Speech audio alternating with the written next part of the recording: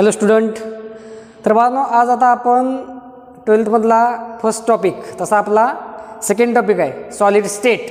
Solid state हा topic आपण आज सुरू करणार आहोत. तर बाळांनो, हा टॉपिक सुरू करण्याच्या अगोदर या टॉपिक्समध्ये आपल्याला काय काय पाहायचं आहे ते जस्ट मी तुम्हाला पॉईंट्स अगोदर सांगतो. याच्यामध्ये पहिल्यांदा आपल्याला पाहायचं आहे बाळांनो, इंट्रोडक्शन पार्टमध्ये सॉलिड म्हणजे काय. ओके. त्याच्यानंतर सॉलिडचे असणारे टाइप्स ऑफ सॉलिड. मग त्याच्यामध्ये क्रिस्टलाइन सॉलिड असेल, ॲमॉर्फस सॉलिड असेल. ओके. त्याच्यानंतर क्रिस्टलाइन सॉलिडचे नंतर आणखी टाइप्स पडतात.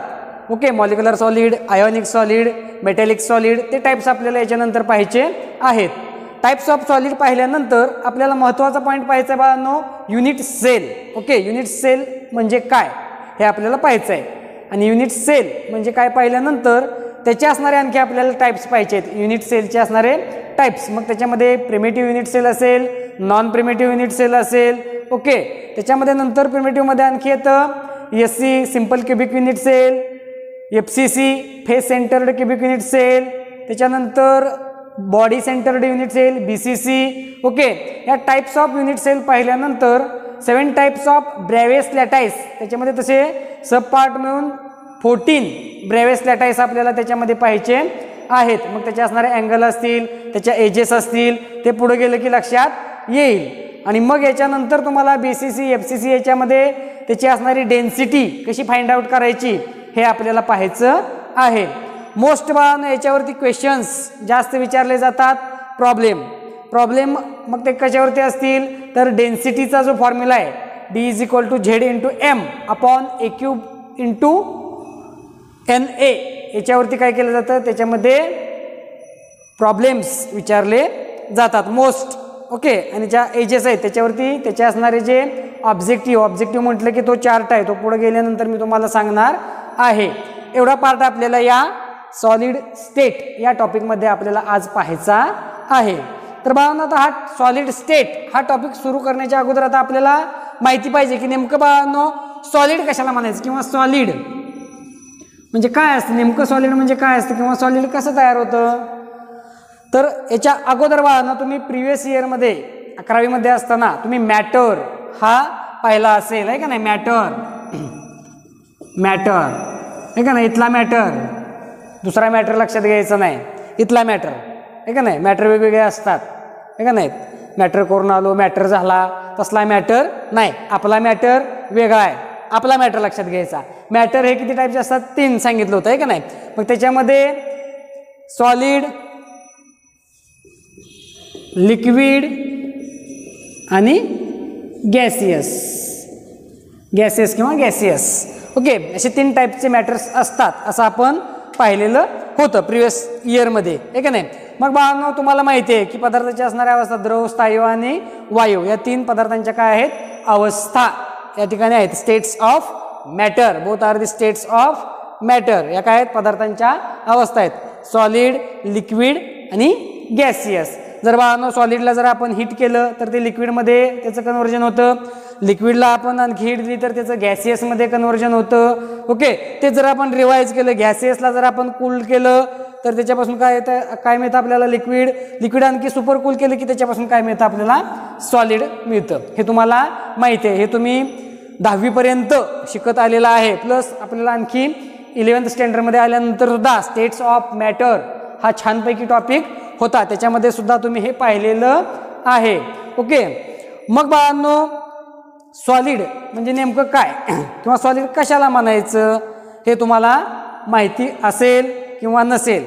तर सॉलिड म्हणजे नेमकं काय असतं, तर सॉलिड किंवा हा सॉलिड कसा तयार होतो, तर solid is strong inter particle force of attraction. Okay. Strong inter particle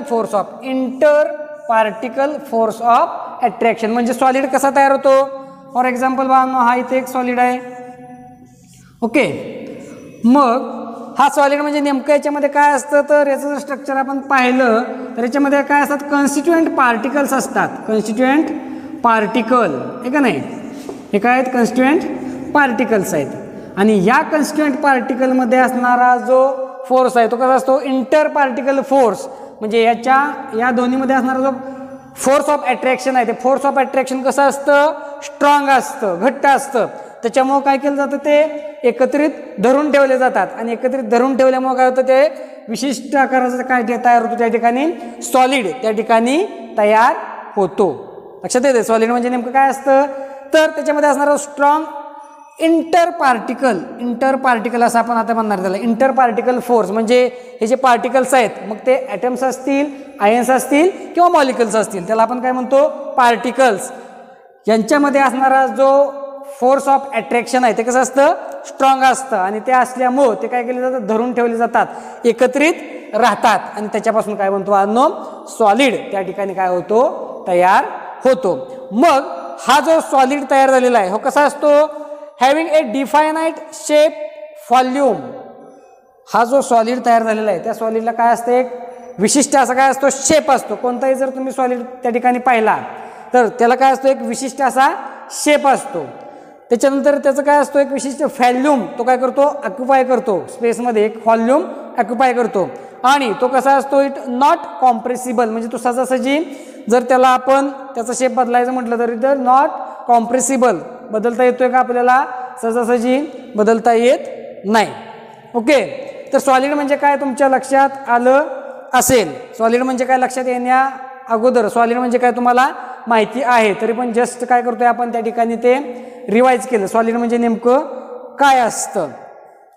तर बाळांनो त्याच्यानंतर काय सांगता येईल तर कॉन्स्टिट्युएंट पार्टिकल्स आर मग ते ॲटम्स असतील, आयन्स असतील किंवा मॉलिक्युल्स असतील. हे जे ॲटम्स, आयन्स किंवा मॉलिक्युल्स आहेत त्यालाच आपण काय म्हणतो या ठिकाणी पार्टिकल्स. सुरुवातीलाच मी सांगितले त्याला आता आपण काय म्हणणार आहे पार्टिकल्स. खाली दिलेलं सुद्धा आहे काय all such smallest constituent of solid referred as particles. म्हणजे याच्यामध्ये जे आता पुढे एक्झाम्पल्स घेताना आपल्याला ॲटम्स असतील, आयन्स असतील किंवा मॉलिक्युल्स तर त्या ठिकाणी प्रत्येक वेळेस आपण त्याला ॲटम, आयन, मॉलिक्युल म्हणू का नाही. त्या ठिकाणी आपण काय म्हणणार आहे जनरली पार्टिकल्स असं आपण त्या ठिकाणी त्याला म्हणणार आहे. पार्टिकल्स असं आपण त्या ठिकाणी त्याला संबोधणार आहे. मग बाळांनो आता हा जो सॉलिड स्टेट आहे आता फक्त सॉलिडचंच आपण इथं फोकस करतोय. जे टोटल मॅटरच्या ज्या स्टेट आहेत त्याच्यामध्ये लिक्विड, गॅसेस ह्या सुद्धा आहेत पण फक्त आता कशावर फोकस करायचं आपल्याला सॉलिड, ओनली सॉलिड. सॉलिडवरती आपण फोकस करणार आहे. आता सॉलिड म्हणजे काय या ठिकाणी आपण पाहिलेलं आहे इंट्रोडक्शन पार्टमध्ये. आता याच्या पुढचा पार्ट आहे तो म्हणजे आपल्याला पाहायचं आहे क्रिस्टलाइन सॉलिड आणि ॲमॉर्फस सॉलिड. क्रिस्टलाइन सॉलिड कशाला म्हणायचं, ॲमॉर्फस सॉलिड कशाला म्हणायचं हे आपल्याला पाहायचं आहे. डिफरन्समध्ये आपण दोन्हीचा डिफरन्स आपण पाहणार आहोत आणि त्याच्यानुसार ते आपण क्रिस्टलाइन सॉलिड, ॲमॉर्फस सॉलिड एक्सप्लेन करणार आहोत. तर बाळांनो जो क्रिस्टलाइन सॉलिड आणि ॲमॉर्फस सॉलिड आहे याच्यावरती बऱ्याच वेळा बोर्ड एक्झामला क्वेश्चन विचारलेला आहे. त्याचा जो डिफरन्स आहे त्याच्यावरती बऱ्याच वेळा क्वेश्चन विचारले गेले आहेत. त्याचबरोबर त्याच्यामध्ये असणारे जे पॉईंट्स आहेत ते सुद्धा तुमचे परफेक्ट असले पाहिजेत कारण त्याच्यामध्ये ऑब्जेक्टिव्हला त्याच्यावरती बऱ्याच वेळा विचारलं जातं किंवा तुमचं नीट असेल, JEE असेल किंवा CET या ठिकाणी देखील त्याच्यावरती विचारलं जातं. आता मोस्ट ऑफ क्वेश्चन या टॉपिकमध्ये प्रॉब्लेम्स डेन्सिटीवरती असतात. मी तुम्हाला मग सांगितलं डेन्सिटीचा फॉर्म्युला त्याच्यावरतीच काय असतात मोस्ट क्वेश्चन त्याच्यावरती विचारले जातात. ते पुढं आपण बघणार आहोतच. जस्ट हा जो इंट्रोडक्शन पार्ट आहे किंवा सुरुवातीचा जो पार्ट आहे त्याच्यामध्ये टाईप्स आपल्याला या सॉलिडचे पाहायचे आहेत. आता आपण सॉलिड म्हणजे काय हे आता या ठिकाणी पाहिलं. आता याच्यामध्ये सांगायचं म्हटलं तर डीपमध्ये जाता येतं पण तेवढं डीपमध्ये जायची काय आवश्यकता या ठिकाणी नाही आहे. त्याच्यामुळे आता आपण पुढचा पार्ट या ठिकाणी बघूया. याचा असणारा डिफरन्स किंवा टाईप्स ऑफ सॉलिड त्याच्यामध्ये क्रिस्टलाइन सॉलिड, ॲमॉर्फस सॉलिड याचा स्क्रीनशॉट घ्या आणि एवढंच नोट डाऊन करून घ्या. पुढचा पॉईंट बघू.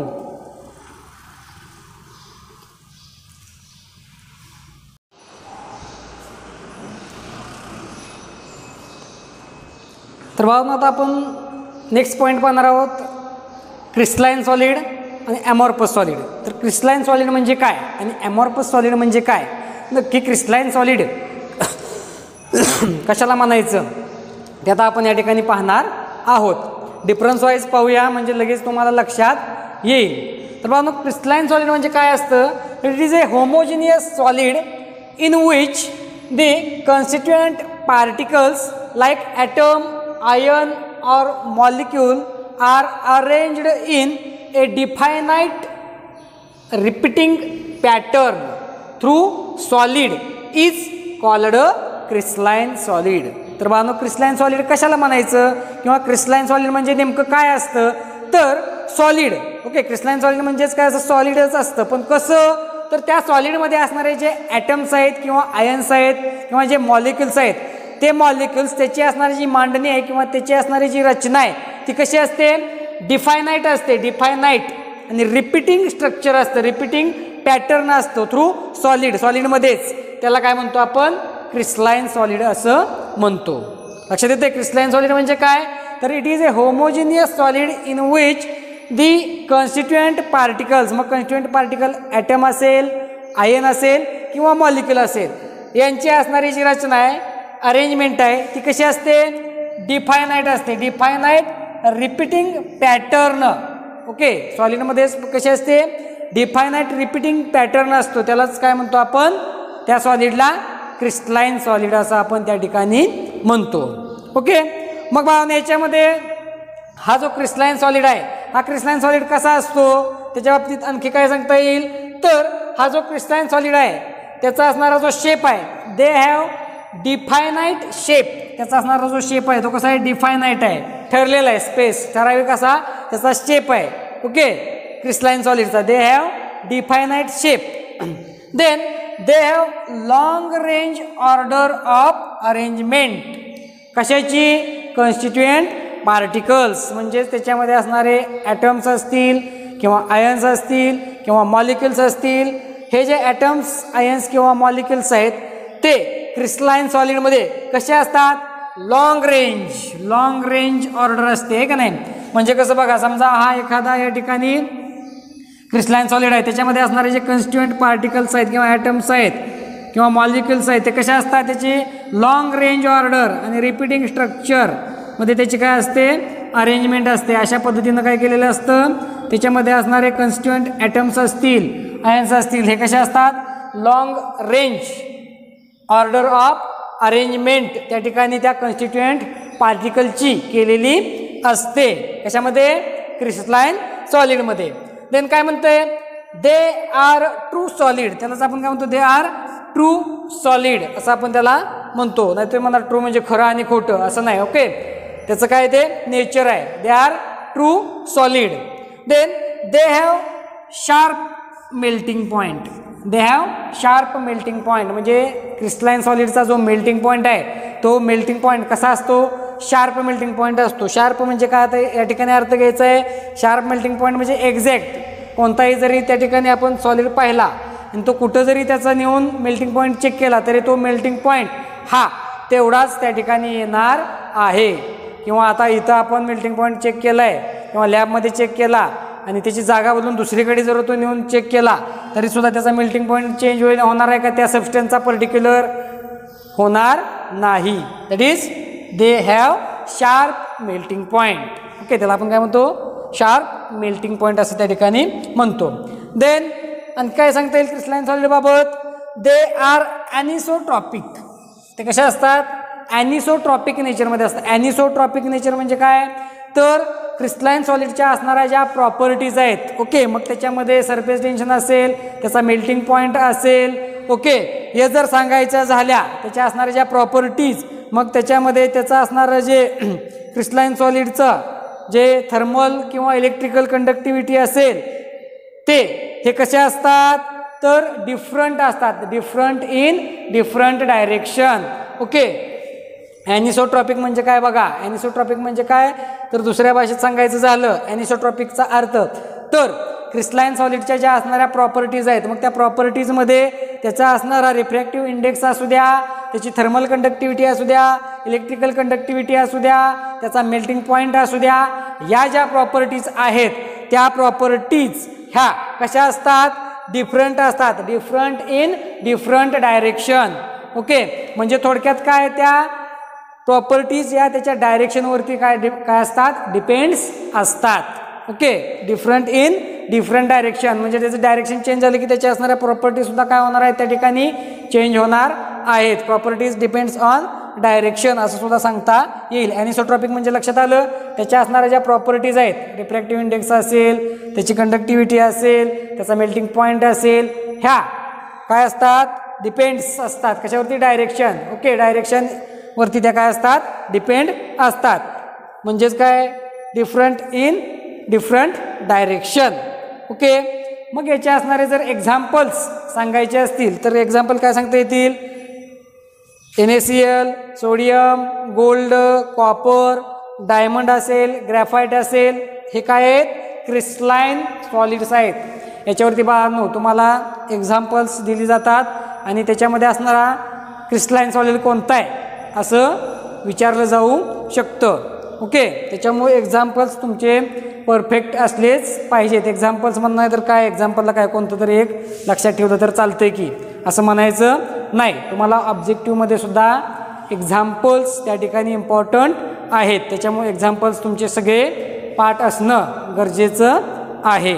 ओके, क्रिस्टलाइन सॉलिड म्हटलं की NaCl, सोडियम असेल, गोल्ड असेल, कॉपर असेल, डायमंड असेल, ग्रॅफाईट असेल, हे काय आहेत, क्रिस्टलाइन सॉलिड्स आहेत.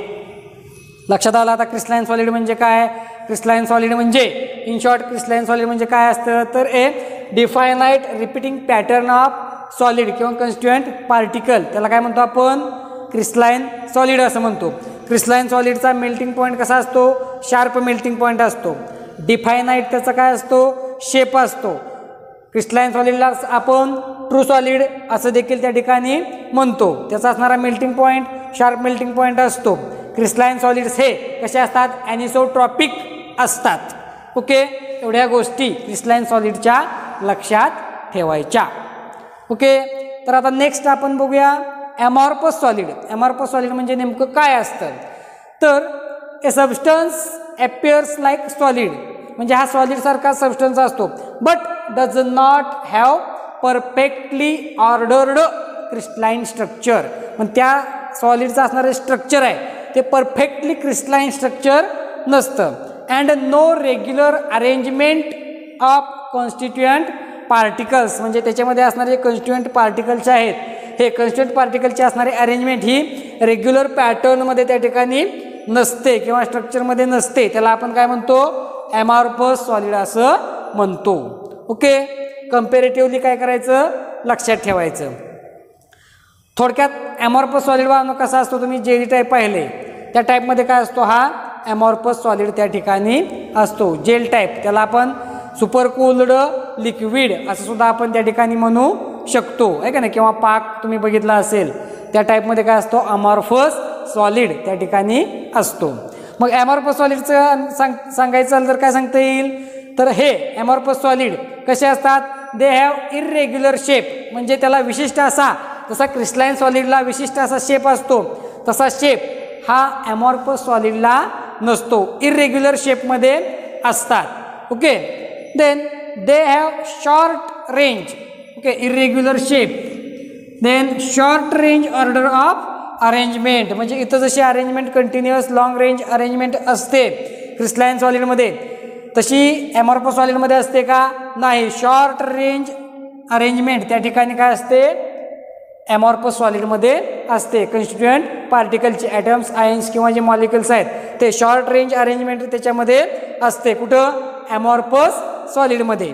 Then they are pseudo solid, त्यालाच आपण स्युडो सॉलिड असं सुद्धा म्हणतो, नेचर आहे त्याचं, किंवा त्यालाच आपण सुपर कूल्ड लिक्विड असं सुद्धा म्हणतो. कशाला, ॲमॉर्फस सॉलिड हे काय आहे, नेचर आहे. स्युडो सॉलिड इकडे कसं म्हणतो तो ट्रू सॉलिड, तसं याला काय म्हणायचं, pseudo solid or supercooled liquid असं सुद्धा आपण त्या ठिकाणी म्हणू शकतो. Then they do not have sharp melting point, हे का नाही. क्रिस्टलाइन सॉलिडचा मेल्टिंग पॉईंट कसा होता, शार्प मेल्टिंग पॉईंट होता. पण ॲमॉर्फस सॉलिडचा मेल्टिंग पॉईंट कसा आहे, शार्प मेल्टिंग पॉईंट आहे का, नाही. They do not have sharp melting point. Then ते काय म्हणतात आणखी, दे आर आयसोट्रॉपिक, हे कसं होतं, ॲनिसोट्रॉपिक. आता हे कसं आहे, आयसोट्रॉपिक आहे. आयसोट्रॉपिक म्हणजे त्याच्यामध्ये ज्या असणाऱ्या त्याच्या प्रॉपर्टीज आहेत, कशाच्या, ॲमॉर्फस सॉलिडच्या असणाऱ्या प्रॉपर्टीज किंवा सॉलिडच्या असणाऱ्या प्रॉपर्टीज, मग त्याच्यामध्ये इंडेक्स असेल किंवा त्याच्यामध्ये असणारा जो कंडक्टिव्हिटी असेल, ह्या काय असतात, डिफरंट किंवा इंडिपेंडंट असतात. कशाच्या? डायरेक्शनच्या. ओके, डायरेक्शनच्या इंडिपेंडंट काय असतात? त्या असणाऱ्या प्रॉपर्टीज त्या ठिकाणी असतात. म्हणून त्याला आपण काय म्हणतो? आयसोट्रॉपिक असं आपण त्याला म्हणतो. They are isotropic in nature. त्याला काय म्हणतो? ॲनिसोट्रॉपिक इन नेचर. आयसोट्रॉपिक मीन्स त्या सॉलिडच्या असणाऱ्या अमॉर्फस सॉलिडच्या असणाऱ्या ज्या प्रॉपर्टीज आहेत त्या properties independent on the direction. Okay, डायरेक्शनच्या इंडिपेंडंट त्या प्रॉपर्टीज असतात.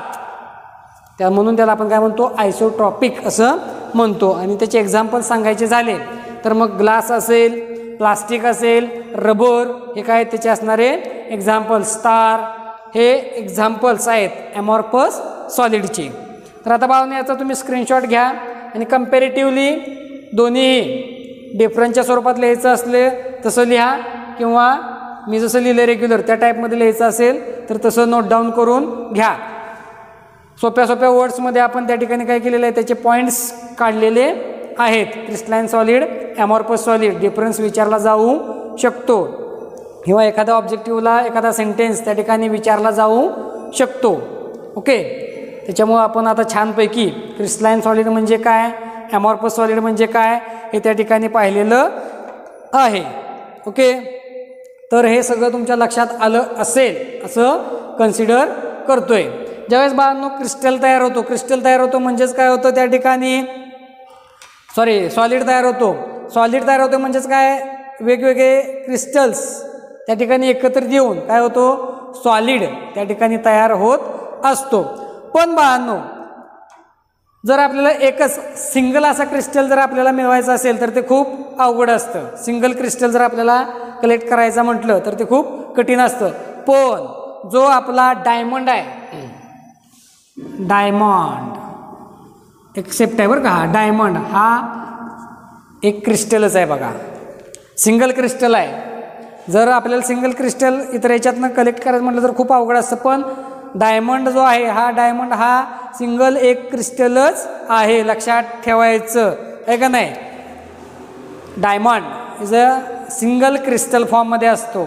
आणि बाकीचे जे सॉलिड आहेत ते सॉलिड तुम्ही पाहिले तर अनेक क्रिस्टलपासून ते सॉलिड काय झालेले असतात? तयार झालेले असतात.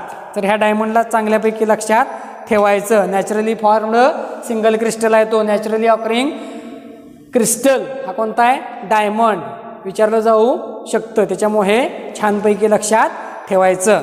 ओके, तर आज आपण या ठिकाणी सॉलिड त्याचा असणारा इंट्रोडक्शनली पार्ट पाहिला. त्याच्यामध्ये टाईप्स ऑफ सॉलिड, त्याच्यामध्ये क्रिस्टलाइन सॉलिड म्हणजे काय पाहिलं, ॲमॉर्फस सॉलिड म्हणजे काय पाहिलं. नेक्स्ट लेक्चरला आता आपण आयसोमॉर्फिझम आणि पॉलिमॉर्फिझम हे आपण पाहणार आहोत. आज आता सुरुवात आहे, इथपर्यंतच तुम्ही छानपैकी आता याच्या नोट डाऊन करून घ्या. स्क्रीनशॉट घ्यायचा आणि हे नोट डाऊन करून घ्यायचं. थेरॉटिकल भाग आहे, लक्षात नाही येण्यासारखं असं काही नसेल असं मला वाटतंय. ते आपण छानपैकी एक्सप्लेन केलेलं आहे. आता याच्या पुढचा भागसुद्धा आपण नेक्स्ट लेक्चरला बघूया. ओके.